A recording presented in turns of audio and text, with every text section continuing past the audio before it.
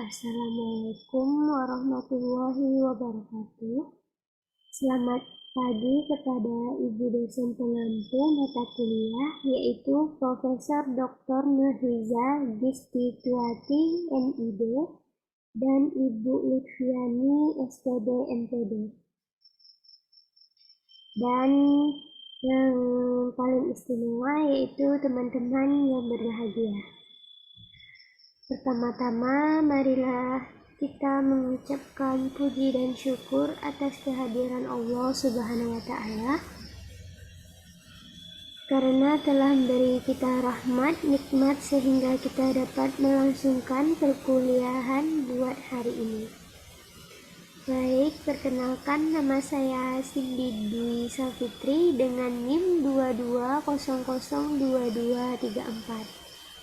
Di sini saya akan mempresentasikan materi perkuliahan buat kali ini, yaitu yang berjudul Kepemimpinan Pancasila. Baik, langsung saja ke materi yang pertama.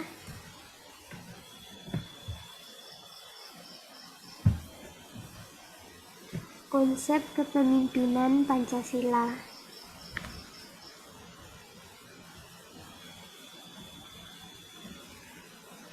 Menurut BP 7 Pusat, terbagi menjadi 4, yaitu seorang pemimpin di Indonesia hendaknya memiliki sikap dan perilaku yang sesuai dengan nilai-nilai luhur Pancasila.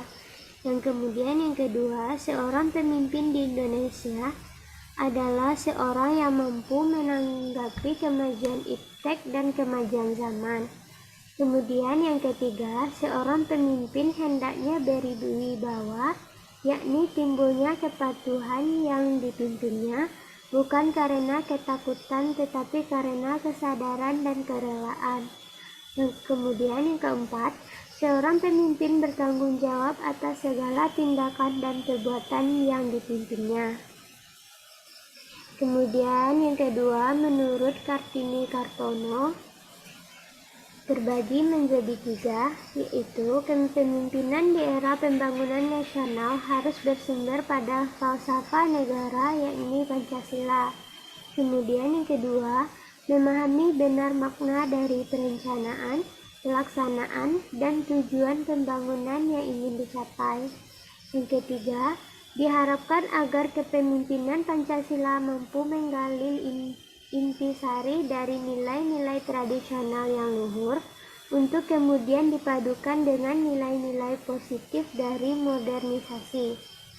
Kemudian yang ketiga, menurut Ari Murti, menurutnya kepemimpinan Pancasila adalah kepemimpinan berasas, berjiwa, dan beramal Pancasila sebagai keterpaduan antar penguasaan nilai-nilai luhur yang berakar pada budaya Nusantara dengan penguasaan nilai-nilai kemajuan universal. Kemudian yang keempat, menurut Wahjo Sumijo, menurutnya kepemimpinan Pancasila adalah bentuk kepemimpinan modern yang selalu menyumberkan diri pada nilai-nilai dan norma-norma Pancasila. Kepemimpinan Pancasila satu potensi atau kekuatan yang mampu memberdayakan segala daya sumber masyarakat dan lingkungan yang dijiwai oleh sila-sila Pancasila mencapai untuk tujuan nasional. Kemudian materi selanjutnya yaitu ciri-ciri kepemimpinan Pancasila, yaitu terbagi menjadi 16. Yang pertama, yaitu beriman dan bertakwa kepada Tuhan Yang Maha Esa. Kedua, mengutamakan kepentingan negara dan masyarakat. Ketiga, tidak memaksakan kehendak kepada orang lain. Keempat, pemimpin yang dipimpin merupakan kesatuan organik. Kelima, pemimpin tidak terpisah dari yang dipimpin. Keenam, pemimpin yang dipimpin harus mempengaruhi. Ketujuh, mengutamakan masyarakat dalam mengambil keputusan untuk kepentingan bersama. Kedelapan, pemimpin yang dipimpin bukan unsur yang saling bertentangan sehingga tidak terjadi dualisme. Kemudian yang kesembilan, pemimpin tidak memihak pada satu golongan yang paling kuat, tetapi tidak mengabaikan kepentingan seseorang sebagai pusat. Ke-10, eksistensi kepemimpinan sangat tergantung pada eksistensi yang dipimpin. 11, musyawarah untuk mencapai mufakat diliputi oleh semangat kekeluargaan dan gotong royong. Ke-12, tata hubungan antara pemimpin yang dipimpin dilandasi oleh rasa cinta, kasih sayang, dan pengorbanan. Ke-13, tidak intikat baik rasa tanggung jawab menerima dan melaksanakan hasil keputusan musyawarah. 14, suasana kehidupan yang harmonis tidak menghendaki sikap mencari menang sendiri, adu kekuatan, atau timbul kontradiksi dan pertentangan.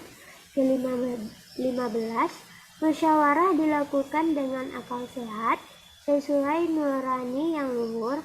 Dan yang terakhir, keputusan yang diambil harus dapat dipertanggungjawabkan secara moral kepada Tuhan Yang Maha Esa, menjunjung tinggi harkat martabat manusia serta nilai-nilai kebenaran dan keadilan. Kemudian materi selanjutnya yaitu sifat-sifat kepemimpinan Pancasila. Sifat-sifat kepemimpinan Pancasila yaitu ada 11, yaitu yang pertama takwa, kedua berani, 3 percaya pada kekuatan sendiri, 4 terbuka dan demokratis, 5 musyawarah mufakat, 6 mengutamakan kepentingan bersama daripada golongan atau pribadi, 7 rela berkorban, 8 mengabdi kepada negara dan bangsa, 9 tidak mengenal menyerah, 10 kreatif dan dinamis, 11 sederhana. Kemudian materi yang selanjutnya, nilai-nilai yang harus dijadikan sumber pedoman bagi seorang pemimpin, yaitu berada pada sila 1, yaitu ketuhanan yang Maha Esa. Kemudian sila kedua, kemanusiaan yang adil dan beradab. Kemudian sila ketiga, persatuan Indonesia. Kemudian sila keempat, kerakyatan yang dipimpin oleh hikmat kebijaksanaan dalam permusyawaratan dan perwakilan. Dan yang kelima, keadilan sosial bagi seluruh rakyat Indonesia. Kemudian materi selanjutnya yaitu asas-asas kepemimpinan Pancasila.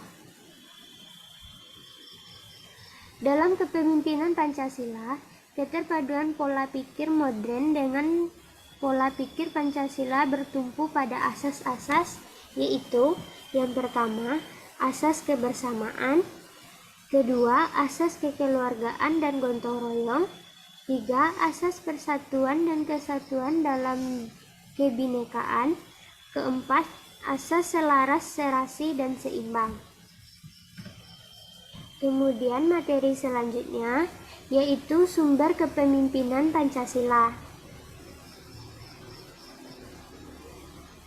Ada 3 sumber pokok kepemimpinan Pancasila, yaitu yang pertama, Pancasila, Undang-Undang 1945, dan GBHN. Kemudian yang kedua, nilai-nilai kepemimpinan universal, dan yang ketiga, nilai-nilai spiritual nenek moyang. Hal-hal yang dapat dianggap sebagai sumber kepemimpinan Pancasila yaitu yang pertama, nilai-nilai positif dan modernisasi. Kedua, intisari dari warisan pustaka berupa nilai-nilai dan norma-norma kepemimpinan yang ditulis oleh para nenek moyang. Yang ketiga, refleksi dan kontemplasi mengenai hakikat hidup dan tujuan hidup bangsa pada era pembangunan dan zaman modern, sekaligus juga refleksi mengenai perilaku selaku manusia utuh yang mandiri dan bertanggung jawab dengan misi hidupnya masing-masing.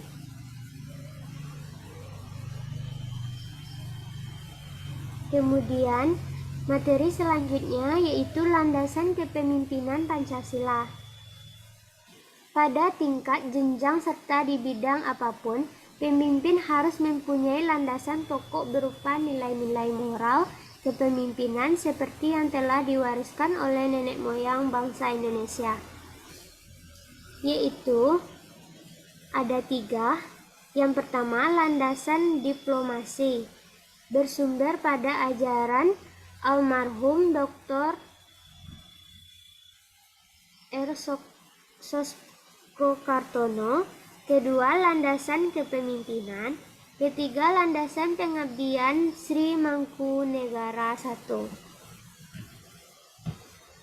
Baik, sekian presentasi materi dari saya. Jika ada teman-teman yang ingin bertanya, silakan untuk bertanya di forum diskusi yang telah disediakan. Sekian pemaparan materi dari saya. Lebih dan kurang saya mohon maaf. Saya akhiri, wabillahi taufik wal hidayah. Wassalamualaikum warahmatullahi wabarakatuh.